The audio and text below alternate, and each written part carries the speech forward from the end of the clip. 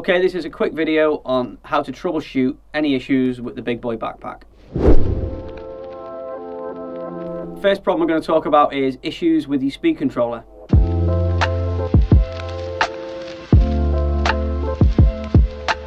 Okay, the main issues with the speed controller can be either no power, it's stuck on full power, or there is no ability to control the speed with a variable speed controller. So if you're facing any one of the three issues, the normal solution is to replace the speed controller entirely. To change the speed controller, you are going to have to remove the base of the backpack from the tank, and I'll quickly show you how to do that. To complete this task, you're going to need a Phillips screwdriver and a 10mm spanner. The first 4 screws are on the front of the backpack. The first 2 are located here and here, and the second 2 are located just underneath these rubber seals here and here. The final 3 screws are on the back of the backpack, and they're located under this rubber seal just here. Okay, so we've got the backpack open now, and we're going to change the speed controller. The speed controller is connected to the backpack in 4 places. The first one is this yellow connector here. The second place is this white connector here.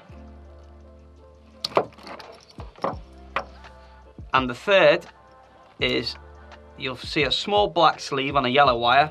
You can pull back the black sleeve and release there too.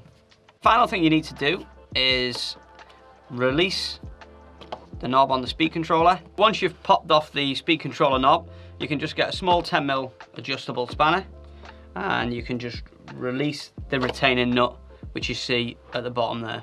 Once you've removed the retaining nut from the front of the backpack, you can just remove the speed controller knob, and the speed controller will be detached from the backpack. To fit the new speed controller, first of all, you want to push the knob of the speed controller back through the front of the backpack like this, and then you want to refit your 10mm retaining nut.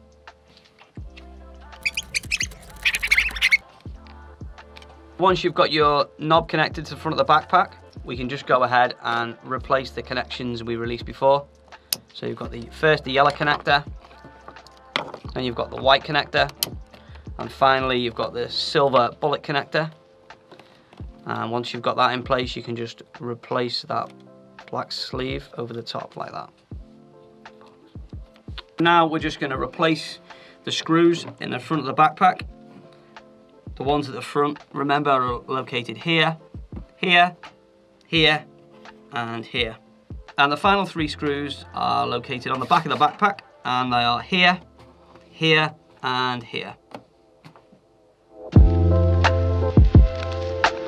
So the backpack's open, and we're going to show you how to change the rocker switch.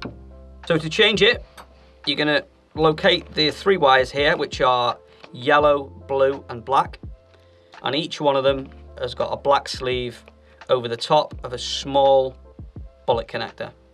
Once you've got your 3 wires disconnected, you can then just push the rocker switch out of the front of the backpack, and then you can just remove the rocker switch from the front of the backpack. So to replace the new rocker switch, just slide the wires back through the front of the backpack, and you can just push that into place. So once your rocker switch is back in the backpack, you can simply replace the wires just as we detached them before.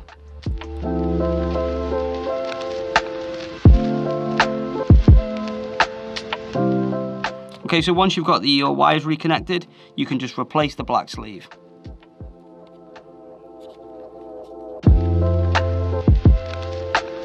So now we've got the backpack open, you can locate the fuse holder, which is here, and you can just simply unscrew it to access the fuse.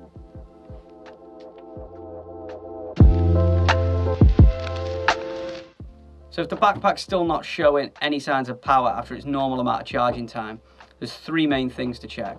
The first one is the battery connections, which can sometimes flare up if they're exposed to too much moisture. The second is the small black fuse holder, which we showed you earlier.